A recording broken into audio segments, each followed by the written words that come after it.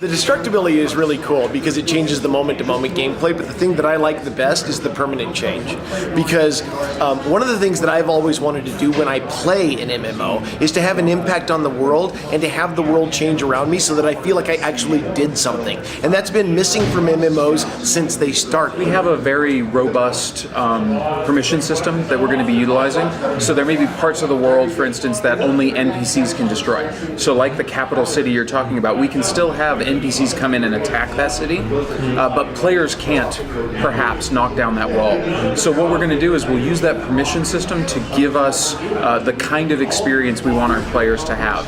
We don't want everybody coming in destroying everything, but the key is that anything in our world can be destroyable if we set it to be destroyable, and we don't have to rebuild it if we change our mind later. How long it stays destroyed is totally up to us as well. So it doesn't have to stay destroyed forever. It could stay destroyed forever. It could heal itself in 5 minutes, 10 minutes.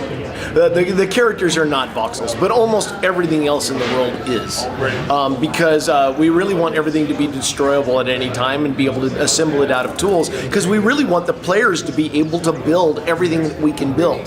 So there's a few things that we can't allow them. Sorry, I should rephrase that. There's a few things we have not yet figured out a way for the players to be able to build, but we're still working on all of it.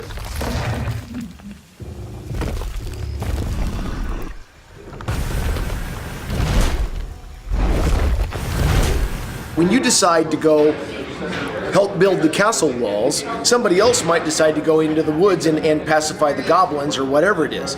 Well, what I have chosen to do is intriguing and interesting to me because I chose to do it. And what you do is intriguing and interesting to you also. But what we're both doing in separate parts of the world is actually affecting the world. Does that make sense? So it's the community's efforts and stuff like that that is changing stuff on a constant basis, and my personal stuff is changing stuff in my life and the area that's immediately surrounding me. So not only do I feel like there's change happening all over the world all the time, but I'm impacting the world in my local area through my own actions.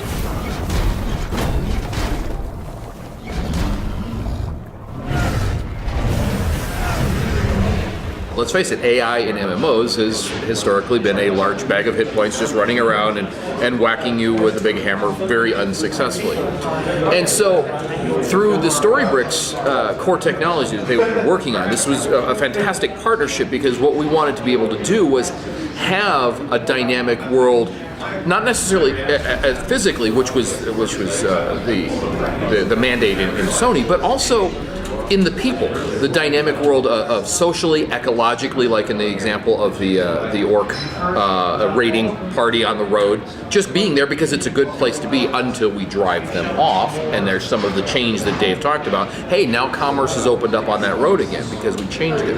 But then also going down to the level of making combat much more visceral and dynamic, because not only do these agents know how to use their abilities and tactics and strategy, and they're working together to the point that if you do something different against them to maybe try to be better against this type of enemy, they're going to change what they're doing and how they're handling you. We'll be using instances where we want to tell stories and we want to have events. Instances will be part of the world. But the combat that he's talking about, that happens anywhere. It happens at an instance, happens outside of an instance. You stumble on a group of people who are fighting, and you can stand as a bystander and watch the AI evolve and change based on the stale tactics of these guys. You can go in there and help them mix it up.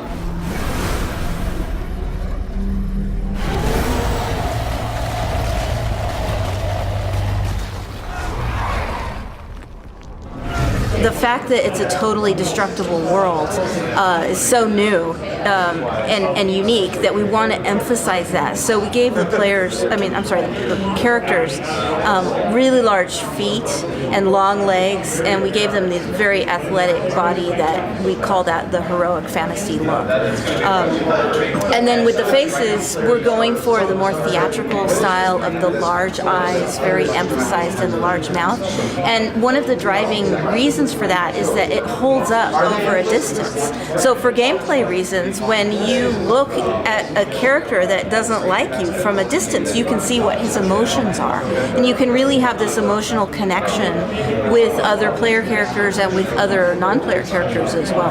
I think with music, what's important is that we help to create a narrative and a backbone and a place for people to feel as if what they're experiencing is something of moral or intellectual value.